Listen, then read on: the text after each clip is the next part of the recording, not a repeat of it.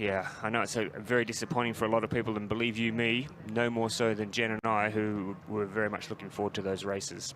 Yeah, for sure, Ross. We're really looking forward to commentating on both the under-23 and juniors. So it's unfortunate, but hopefully things will change for future competitions. Well, when we get enough money to have our own TV network and we can just do what we want, that will be the day, because... maybe someone listening is like into TV and they'll got some money to say, why doesn't the ICF have their own television network, and then they can just broadcast everything all the time. Anyway, before that, though, let's focus on the positives, and we've got some great racing straight up. What a race. And already on the YouTube chat, there's a lot of talk there, a lot of fans out there for Sophia Jensen from Canada. The Canadians are out there in force. Look at the lineup. A great field for this C1 Women's 200 metres under-23 final. We have Germany's Belek. We have the current European champion and third in the world last year from Poland, Sprekovic. We have an American in lane 3, Gazilla. We have Giacomi from Spain. We have the Chinese athlete Shui. We have Vanessa Tott, the 500-metre winner from yesterday. And we have Sophia Jensen, the reigning, there she is on screen now, the reigning world champion from Canada. And we have Daniela Couture, third in the Europeans this year from Moldova. And out in the outside lane, the Hungarian Bianca Nagy. What a field. What a field for the first race of the day, Jen. Yeah, for sure. I think it's going to be a really tight race here in this A final of the C1 Women 200 metres.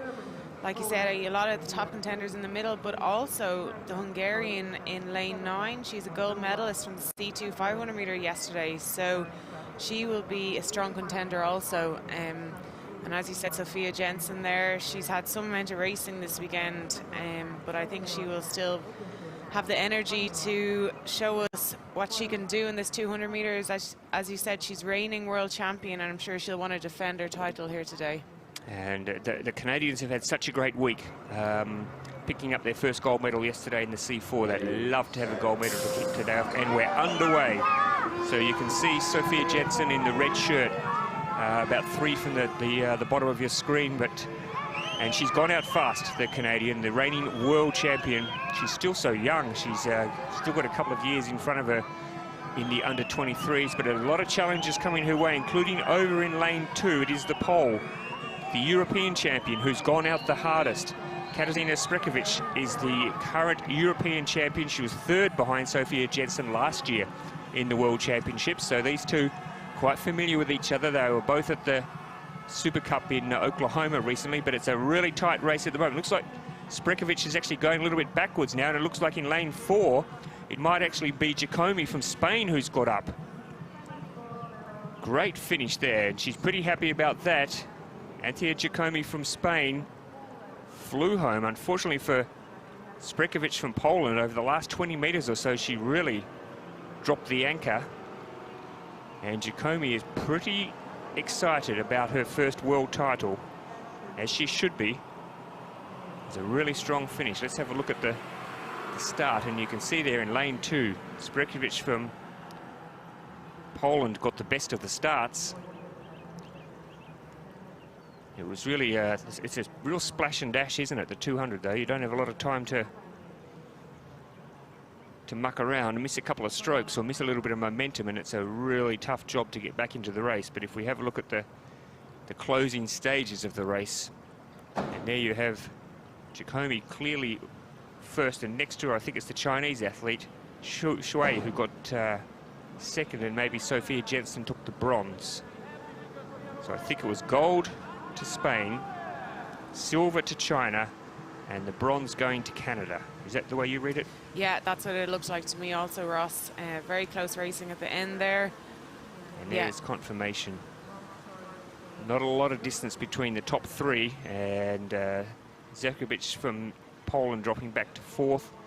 Good result there for the American, Gazilla, in 5th, Vanessa Tott, and the Hungarian there back in 7th position. But a good way to start the final day for Spain. A gold medal early for Antia Giacomi, who's been racing a bit around the place and doing a couple of senior World Cups as well. I think she was at the Senior World Championships, and so she'll be pretty happy with a gold medal here to kick the day off. Yeah, and Sophia Jensen has to be happy also, you know. Obviously she's world champion last year, but to be back on the podium again this year, you know, just shows the consistency she brings to racing. And she looks pretty happy there now. She's had a long year. It's a long year for a young lady out there doing a lot of paddling in all corners of the globe. And you know, the thing is, Jen, the Europeans, they don't have to travel as much as, you know, the athletes from Canada and Australia and New Zealand and Brazil. Every year it's a big commitment for them to basically uproot themselves, come over to the other side of the world.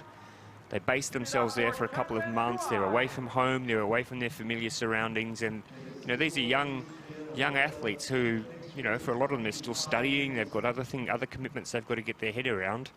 Yeah, for sure, Ross. I experienced it myself there this year, competing at the World Champs in Halifax. And I found the jet lag very hard coming home also, trying to recover within a short space of time before the European Championships. So, you know, as a athlete from Europe, definitely things are a little bit easier for us. We don't have to travel as much every year. And yeah, as you say, some of them kids, you know, only 18-year-olds and then the under 23-year-olds coming over to Europe for possibly 3 or more weeks before competing to prepare, and leaving behind their family and friends for a few weeks and trying to get that balance right in life with their studies or maybe part-time work. So they really need a good support system around them. And I know in Canada they have a great system within their team, and they have Anders Gustafsson, a very well-known paddler throughout his career, multiple medalist at world and European level, and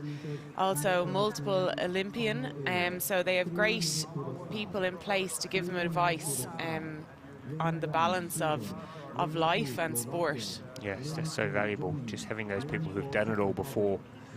They know how to get the mix right. But great result there for Antia Giacomi from Spain.